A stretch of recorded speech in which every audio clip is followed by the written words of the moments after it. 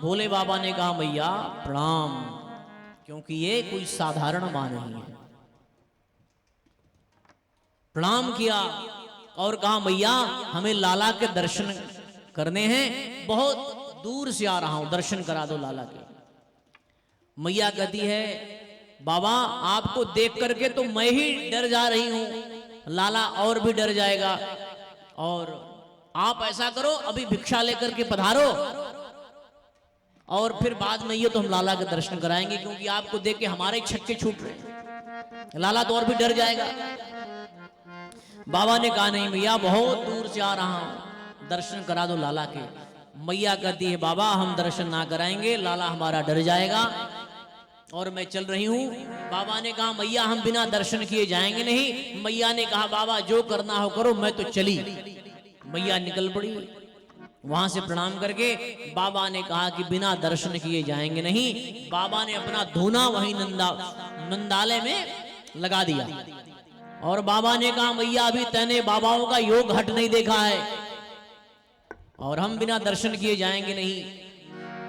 भाई योग हट होता है, स्त्री हट होता है, राज हट होता है और बाल हट होता है। तो योग हट है, बड़े बड़े योगी जन तपस्या करते हैं और फिर यह कार्य होता है। देहम वा पातयेयम कार्यम वा साधयेयम। बिल्कुल नहीं उठना है, जमीन तपस्या करनी है। जिसके अंदर दृढ़ योग है, जिसके अंदर दृढ़ योग है, जिसके अंदर दृढ़ भाव है, तपस्या वही कर सकता है। तपस्या हर व्यक्ति नहीं कर सकता। तो हृदय में दृढ़ता होगी तब तपस्या होगी। भोले बाबा तो साक्षात तप मूर्ति है, तपस्वरूप है। तप बल शंभु करहि संहारा। तप के प्रभाव से ही भगवान शंकर संहार करते हैं। बाबा ने अपना धूना लगा लिया और धूना लगाते लगाते बाबा ने कहा मैया मैं भी ऐसा वैसा बाबा नहीं हूं, बिना दर्शन किए लाला के जाऊंगा नहीं। और बैठे बैठे बाबा ने मन ही मन कन्हैया से बातचीत किया। प्रभु लीला नटवरधारी, प्रभु कुछ लीला करो, हमें तो आपके दर्शन करने हैं। कन्हैया ने कहा बाबा दर्शन तो हमें भी आपके करने हैं। बाबा ने कहा कि आप ही कुछ लीला करो, क्योंकि लीला करने तो आप ही आए हो। और उसी समय जैसे ही बातचीत किया भोले बाबा ने मन ही मन कन्हैया से, तब तक कन्हैया ने रोना शुरू किया। इतना रोया, इतना रोया। बच्चे जब रोते हैं तो माताएं बड़ी परेशान हो जाती हैं, ऐसा कुछ उद्यम करती है कि वो शांत हो जाए, और जब नहीं होता है तब उनको लगता है बात कुछ है, दिक्कत है, तो फिर डॉक्टर को दिखाओ। मां ने पूरा प्रयास किया, थक गई, कन्हैया का रोना बंद नहीं हुआ। मैया ने कहा मुझे जिस बात का डर था लगता है वही हुआ है। गोपी पता करके आ, लगता है बाबा ने हमारे लल्ला को कोई जादू टोना लगा दिया था। जाकर के पता करके आ बाबा से, और बाबा से पूछ कि बाबा जादू टोना आप उतारना जानते हो? गोपी आई दौड़ी दौड़ी, बाबा बाबा ये बताओ आप जादू टोना उतारना जानते हो? बाबा ने कहा ले आओ ले आओ, मैंने बड़े बड़े भूतों को ठीक कर दिया, मेरा नाम भूतनाथ है, टोना कौन सी बड़ी बात है। दौड़ी दौड़ी गई गोपी, मैया तने सही कही, बाबा कर लाओ लाओ हम जादू टोना उतार देंगे। मैया ने कहा मुझे जिस बात का डर था वही हुआ, लगा दिया बाबा ने टोना मेरे लाल। अभी तो ठीक ठाक था, हंस रहा था, मुस्कुरा रहा था, दूध भी पी रहा था, रोना बंद नहीं हुआ। जैसे मैया कन्हैया को लेकर के चली तो रोना बंद हो गया, कहा चलो चलो ठीक हो गया। और जैसे फिर घूमी तो फिर रोना। मैया ने कहा लगता है कोई वीआईपी वाला टोना लगा दिया बाबा ने, साधारण टोना नहीं है। लाख प्रयास किया मैया ने, लाला का रुदन बंद नहीं हुआ। मैया लेकर के आई और कहा बाबा लो लाला के दर्शन कर लो। जब भगवान श्री राम का जन्म होता है तो भी भगवान शंकर जाते हैं और काक भुसुंडी से कहते हैं कि तुम बाद में आ जाना, जब मैं भविष्य कथन करूंगा, रेखा देखूंगा, तो मैं कहूंगा हमारी आंखें कमजोर है, हमारे चेले को बुला लो, तब तुम आ जाना, अभी तुम बाहर रहो। मैया ने कहा बाबा दर्शन कर लो लाल के। बाबा आए हैं और मैया ने कन्हैया को ऐसे ढक रखा है झिने झिने आंचल में, जीना जीना सा आंचल, उसके अंदर दिव्य नीलमणि अद्भुत तमद्भुतम बालकमं मुझे क्षणम मैया ने कहा बाबा लाला के दर्शन कर लो। बाबा ने कहा मैया नेक अचरा तो हटाइयो, क्योंकि अचरा के नीचे लाला है, अचरा हटाइयो। मैया ने कहा बाबा लाला हमारा डर जाएगा, आप ऐसे ही देख लो। बाबा ने कहा अरे मैया इतनी कठोर क्यों हो रही है, लाला के दर्शन तो करा दे, हम बहुत दूर से आए हैं। और जैसे ही मैया ने आंचल हटाया और वैसे दिव्य नीलमणि ठाकुर जी का दर्शन किया है। भोले बाबा ने नैना निहाल हो गए, अश्रुपात होने लगा दोनों नेत्रों से। प्रणाम किया है अपने आराध्य को, माँ की प्रदक्षिणा किया है, चलने लगे। तब मैया ने कहा बाबा कहाँ जा रहे हो, अपना काम हो गया तो जा रहे हो, रुको रुको। बाबा रुक गए। मैया ने कहा बाबा मेरे लाला का भविष्य कथन करो।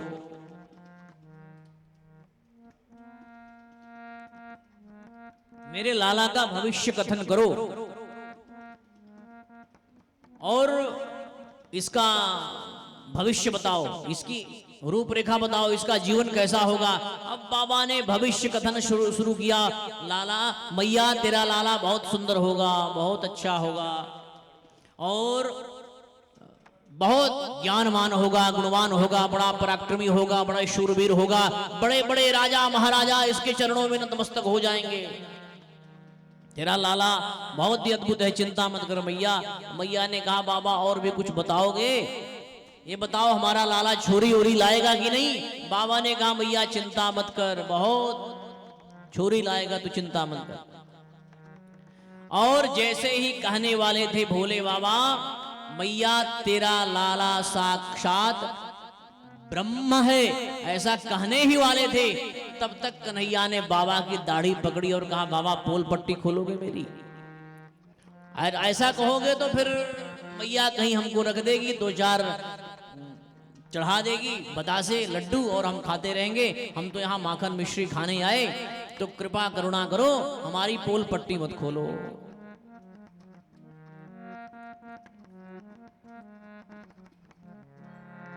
और फिर बाबा ने प्रणाम किया है अपने आराध्य को, मैया को प्रणाम किया, प्रदक्षिणा किया और भोले बाबा कैलाश पे चले गए। बोलिए शंकर भगवान की जय हो।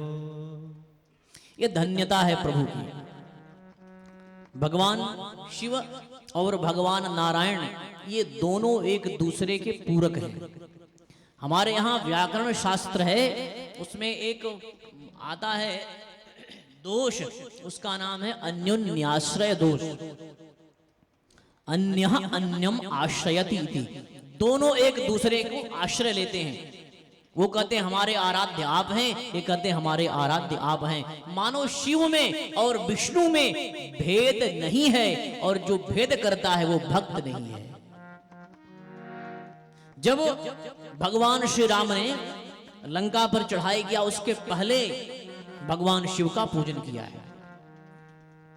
लिंग थापि विधिवत करी पूजा, लिंग थापि विधिवत करी पूजा, शिव समान प्रिय ओहि न दूजा, शिव समान प्रिय मोहि न दूजा, शिव द्रोही मम दास कहावा, शिव द्रोही मम दास कहावा, सो नर सपने हो मोहि न पावा, सो नर सपने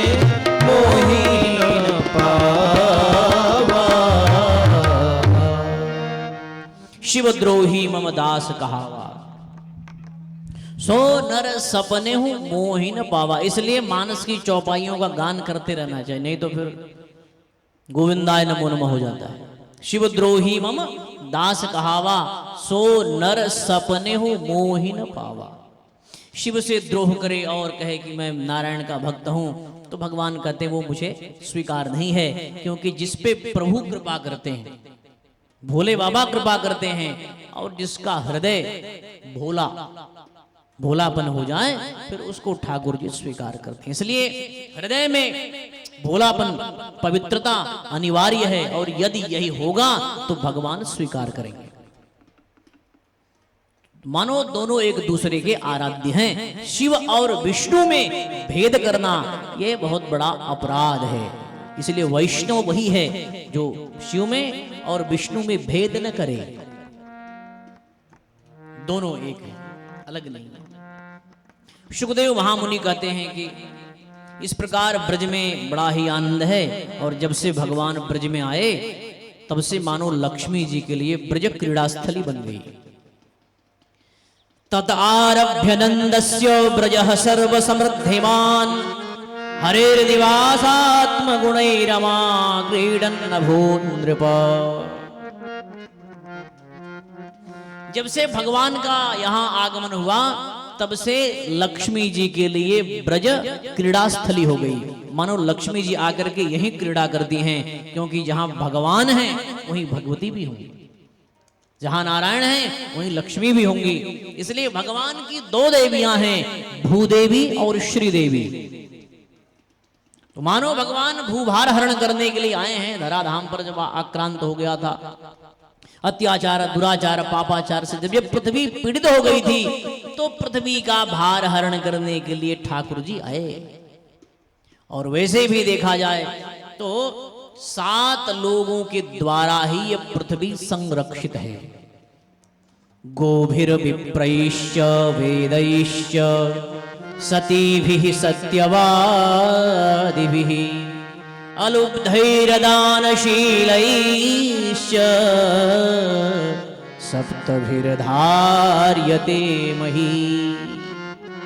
गोभिर गायों के द्वारा, गोभिर विप्रैश्च ब्राह्मणों के द्वारा, वेदैश्च वेदों के द्वारा, सतीभिः पतिव्रता स्त्रियों के द्वारा, सत्यवादिभिः सत्यवादियों के द्वारा, अलुब्धैर निर्लोभियों के द्वारा, दानशीलैश्च दान वीरों के द्वारा, सप्तभिर्धार्यते मही। इन लोगों ने पृथ्वी को धारण किया है, इनके रहने से पृथ्वी की भी शोभा है। तो मानो लक्ष्मी जी आकर के यहाँ क्रीड़ा करने लगी। बड़ा ही आनंद हुआ ब्रज में। जहां देखो वहीं मणिमाणिक्य की वर्षा हो रही है महाराज। जहां थोड़ा सा कुछ निकालो वहीं मणियों की वर्षा हो रही है। सोने चांदी खादान निकल रहे हैं महाराज। भगवान आ गए, सब आनंद ही आनंद है। सुखदेव महामुनि कहते हैं कि नंद बाबा ग्वाल बालों को गोकुल की रक्षा में नियुक्त